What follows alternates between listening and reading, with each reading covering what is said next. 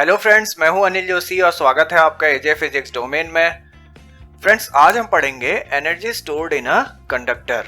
Okay, इसी conductor में जब हम चार्ज स्टोर करते हैं तो हमें चार्ज स्टोर करने के लिए कुछ वर्क करना पड़ता है। तो वो जो वर्क हम करते हैं वो उस कंडक्टर की एनर्जी में स्टोर हो जाता है। ठीक है,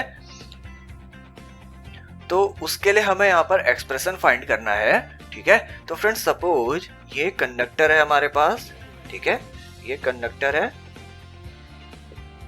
इस कंडक्टर को हमने क्यू चार्ज देना है। ओके, सपोज इस कंडक्टर की जो कैपेसिटेंस है वो सी है। ओके, तो फ्रेंड्स सपोज हमने इसको कुछ चार्ज दिया। ठीक है, तो जब हम इसको चार्ज देंगे, सपोज हमने इस क्यू में से थोड़ा बहुत चार्ज इसको दिया। ठीक है, तो अब यहाँ पर पहले से कुछ चार्ज आ गया है। ये सपोज ये हम कुछ चार्ज दे रहे हैं इसको। ठीक है, अब हम कुछ और एक्स्ट्रा अगर चार्ज देंगे, सपोज डी क्यू चार्ज देंगे, तो हमें वर्क करना पड़ेगा। क्यों? क्योंकि ये जो पहले से एग्जिस्टिंग चार्ज हैं, ये चार्ज ये चार्ज क्या करेंगे, वो जो हम चार्ज दे रहे हैं डी क्यू चार्ज कुछ स्मॉल अमाउंट का, और तो उस पर रिपल्सिव फोर्स लगाएंगे। ठीक है, तो हमें उस रिपल्सिव फोर्स के अगेंस्ट वर्क करना पड़ेगा। ओके, तो जो हम वर्क करेंगे वही वर्क इस सिस्टम की पोटेंशियल एनर्जी में स्टोर हो जाएगा। ठीक है, तो वही क्या है, energy stored in a conductor.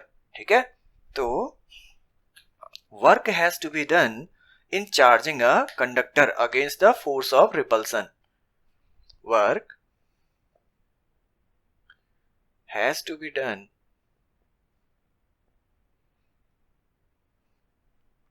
in charging a conductor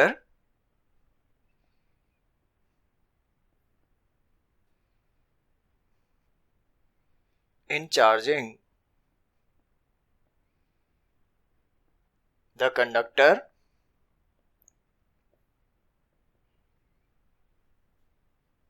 against the force of repulsion against the force of repulsion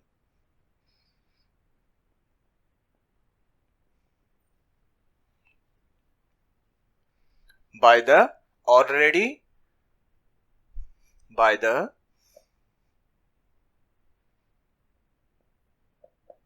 already existing charge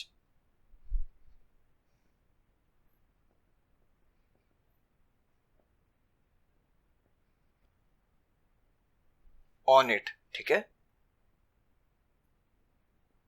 on it इस वाले जो कंडक्टर में है, सपोज हमें इस कंडक्टर को 1 कूलम चार्ज देना है। थोड़ी देर के लिए एग्जांपल के लिए समझ लीजिए, सपोज हमने इस कंडक्टर को 1 कूलम चार्ज देना है, तो हम क्या करेंगे, पहले थोड़ा सा चार्ज देंगे। सपोज हमने 1 कूलम में से 1/4 कूलम चार्ज इस कंडक्टर को दिया। ठीक है, तो क्या होगा, ये डिस्ट्रीब्यूट हो जाएगा इस तरीके से इसके आउटर सरफेस में। ओके, अब सपोज हम इसको थोड़ा और चार्ज दे रहे हैं, अब 1/4 कूलम चार्ज और दे रहे हैं। ठीक है, तो अब यहाँ पर ऑलरेडी एग्जिस्टिंग चार्ज क्या है, पहले से ही कितना चार्ज है इसमें, 1/4 कूलम चार्ज है, वो पॉजिटिव चार्ज है। ठीक है, अब हम इसको और चार्ज दे रहे हैं, तो ये वाला जो चार्ज है जो ऑलरेडी पहले से एग्जिस्ट है, वो इस चार्ज को रिपेल करेगा। ठीक है, तो इस रिपल्सन फोर्स के अगेंस्ट हमें वर्क करना पड़ेगा इस चार्ज को लाने के लिए। ठीक है, तो वो जब हम वर्क करते हैं वही क्या है, इस सिस्टम की पोटेंशियल एनर्जी में स्टोर हो जाता है। ठीक है, तो अभी हमने यहाँ पर इसको क्यू चार्ज दिया हुआ है, सब हम इसको क्यू चार्ज देंगे फ्रेंड्स इस कंडक्टर को, और इसकी कैपेसिटेंस सी है। ठीक है, तो this work is stored as the potential energy of the conductor। ठीक है,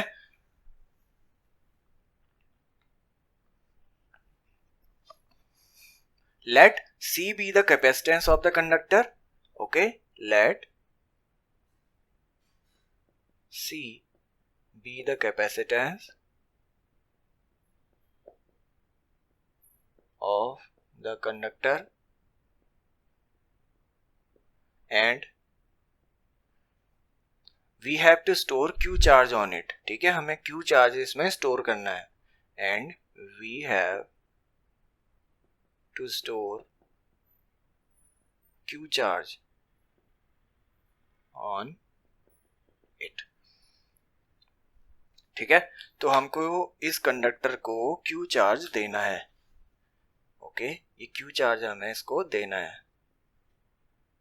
ओके फ्रेंड्स। तो Q चार्ज जब हम इसको देंगे तो ये इसके आउटर सरफेस में डिस्ट्रीब्यूट हो जाएगा कुछ इस तरीके से, ओके। अब किसी टाइम पर, किसी इंस्टेंट पर इसको, इसका जो चार्ज है वो Q डैश है, ठीक है। ऑफ कोर्स Q डैश जो है Q से कम ही होगा, तो किसी टाइम पर इस पर जो चार्ज है वो Q डैश है, और उस समय उसका जो पोटेंशियल है इस कंडक्टर का वो V डैश है, ठीक है। At any instant, let at any instant the charge on the conductor is Q dash, the charge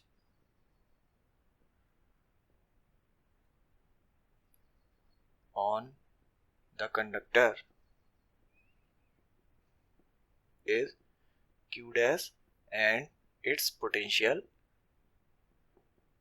at that instant is V dash, ठीक है। तो therefore कैपेसिटेंस क्या होता है, C is equal to Q upon V होता है, ठीक है। तो उस समय चार्ज कितना उसका Q डैश है और पोटेंशियल क्या है V डैश है, ठीक है। तो C इज इक्वल टू क्या आ गया, Q dash upon V dash, ठीक है। इंप्लाइज दैट यहाँ पर से V डैश की वैल्यू क्या मिली हमें, V dash is equal to Q dash upon C हो गया, ठीक है। तो इसे हम कोई इक्वेशन मान लेते हैं 1, okay.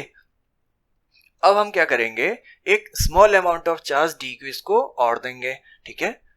Let us give a small amount of charge dq to the conductor, ठीक है। Now let us give a small amount of charge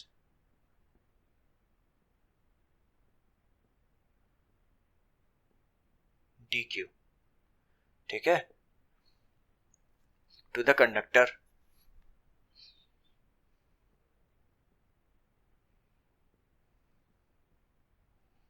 ठीक है। तो अब अगर हमको यहाँ पर small amount of charge dq इसको देना है, और तो पहले से एग्जिस्टिंग जो चार्ज है वो उस पर फोर्स लगाएगा, रिपल्सिव फोर्स, तो हमें उस रिपल्सिव फोर्स के against small amount of work done करना पड़ेगा अब, ठीक है। तो therefore the small amount of work done in giving the charge dq to the conductor is given by, कितना हो जाएगा, therefore the small amount of work done,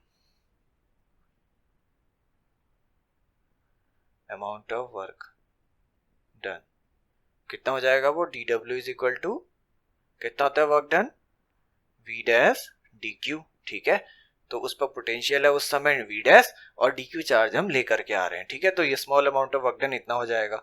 तो आप v डैश की वैल्यू यहाँ पर पुट कर दीजिए, क्या है, q डैश अपॉन c है, ये हो जाएगा dq, ठीक है। इसे हम इक्वेशन 2 कह देते हैं, okay.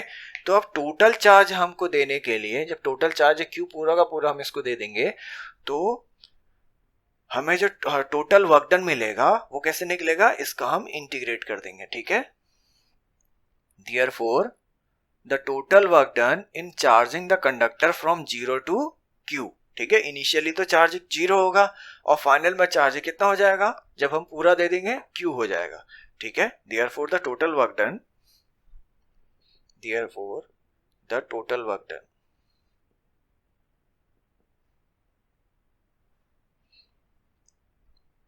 in charging the conductor, in charging the conductor from 0 to Q,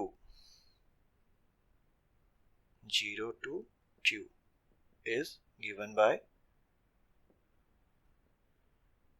कैसे निकलेगा वो, इसका हम इंटीग्रेट कर देंगे, ठीक है। तो ये है dw, इसको w इज इक्वल टू मिल जाएगा हमें, इसका इंटीग्रेट करेंगे हम, ठीक है। लिमिट कहाँ से कहाँ, 0 to Q लेंगे, और ये क्या है value, q dash upon c dq, ठीक है। तो यहाँ पर से 1/c बाहर ले लीजिए, अंदर क्या बचेगा 0 to q dash dq। Okay, तो q डैश का इंटीग्रेशन करेंगे जब कितना आएगा, q डैश स्क्वायर अपॉन 2 हो जाएगा ये। ठीक है, तो ये हो जाएगा 1/c q dash square upon 2। Okay, limit क्या है 0 to q है। ठीक है, अब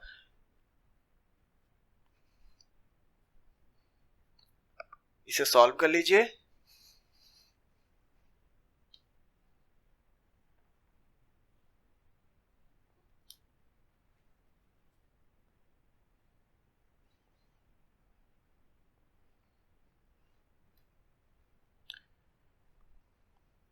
ये क्या हो जाएगा, W is equal to 1/c, पहले अपर लिमिट आएगी q डैश की जगह पर, तो ये हो जाएगा q स्क्वायर अपॉन 2, माइनस आता है बीच में, फिर लोअर लिमिट आएगी q डैश की जगह पर, तो q डैश की जगह पर हम 0 रखेंगे तो पूरा 0 हो जाएगा।